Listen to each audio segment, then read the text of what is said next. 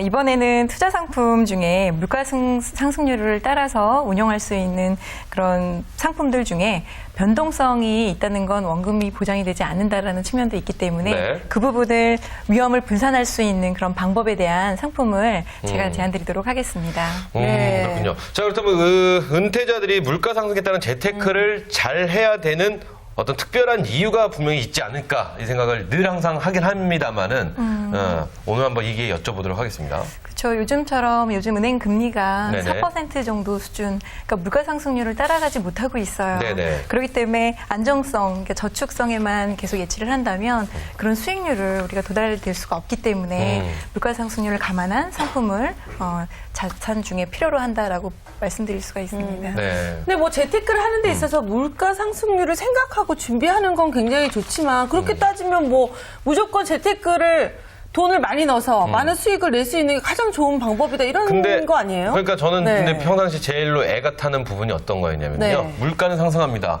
그 은행에서 입금해놓은 그 이율 또한 물가와 같이 올라가야 되는데 점점 그거는 내려가죠. 뭐 그대로면 감사한 뭐 그런 그렇죠. 경우가 있으니까 그런 게 좀 답답하긴 한데. 그러니까 물가 상승률에 따른 재테크를 하는 방법이 따로 있나요?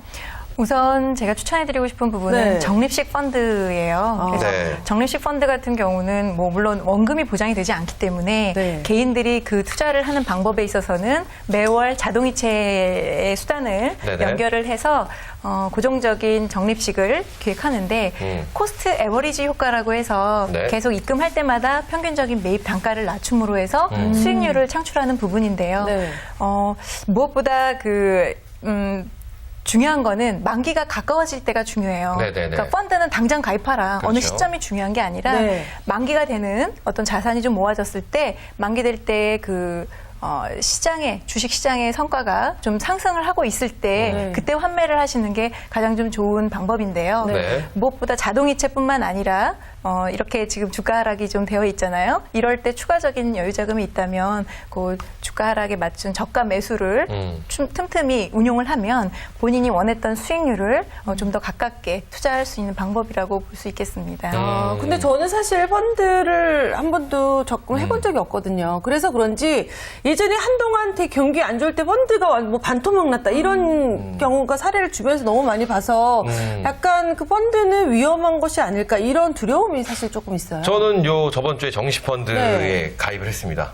진짜로요? 많이 듣고 고민을 하다가 가입을 했는데 이 적립식 펀드에 투자를 할 때 네. 분명히 그에 따른 어떤 원칙을 좀 세워놓고 좀 해야 되지 않을까라는 생각을 많이 들었습니다. 그래서 저는 뭐 요새 좀 경제가 안 좋기 때문에 약간 소액으로 했긴 했는데 네. 어떤 원칙을 세우는 게 좀 도움이 될지 좀 설명해 주시면 도움이 될 것 같습니다.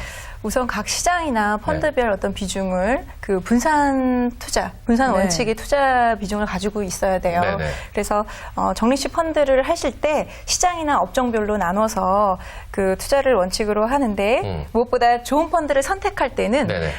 금융회사에서 정해드리는 어떤 그런 펀드를 그냥 막연히 하시기보다는 네네. 뭐 펀드 사이트가 있어요. 뭐 펀드 닥터라든가 네. 그 좋은 펀드를 고를 수 있는 그 펀드로 사전에 먼저 확인을 좀 하신 다음에 그런 부분에 이제 금융기관 전문가들과 상의를 해서 결정을 하시는 게 무엇보다 중요하다고 볼 수 있습니다. 근데 금융기관 전문가들이 그런 정도는 이런 게 좋다, 나쁘다, 뭐 본인들이 확인해주고 알겠죠. 이렇게 예. 얘기해주지 않을까요? 물론 이제 그렇게 될 수 있지만 분산 투자라는 원칙에 있어서는 무엇보다 지금 말씀드린 국내 시장에도 한 곳의 시장만 있는 게 아니거든요. 그렇죠.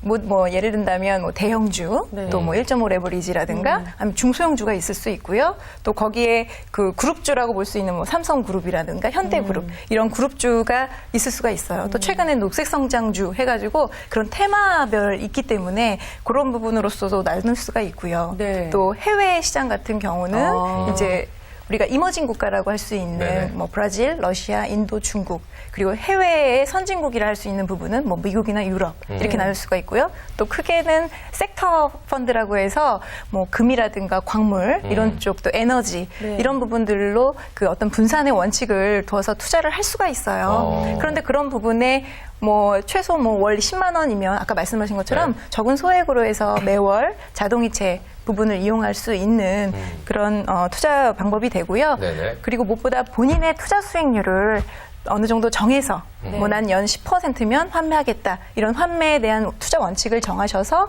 그 부분을 그때가 되면 매도를 파는 거죠.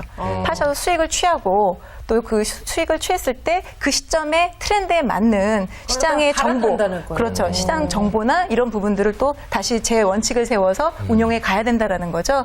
그래서 시장에는 정보가 가장 중요한 답인데 그런 정보를 개인들이 그냥 이렇게 전문가로 듣는 부분도 좋겠지만은 그런 펀드 정보 사이트 이런 부분들로 해서 그 이제 비교를 하시는 게 무엇보다 중요하다는 말씀드립니다. 와, 그렇다면 개인들이 손품 발품을 또 열심히 팔아야 된다. 공부해야 돼요. 그렇죠. 저도 돈이 그냥 벌리는 게 아니네요. 10만 원짜리 네. 정시펀드를 가입했는데 뭐 뭔진 잘 모르겠습니다. 그래도 괜찮다고 해서 어쨌든 여기서 공부하고 배운 대로 또 이렇게 하나 실천하셨다는 게 대단하네요. 나 몰래 혼자만. 이게 매일매일 네. 이렇게 계속 바뀌더라고요. 근데 이게 지금 마이너스를 계속 달리고 있더라고요. 시작하자마자. 언젠간 오르겠죠. 네, 좀 속상한 부분이 있긴 네. 있는데 어쨌든 그 원칙에 대한 부분 저희가 좀 네. 이해 쉽게 말씀 잘 해주신 것 같고요.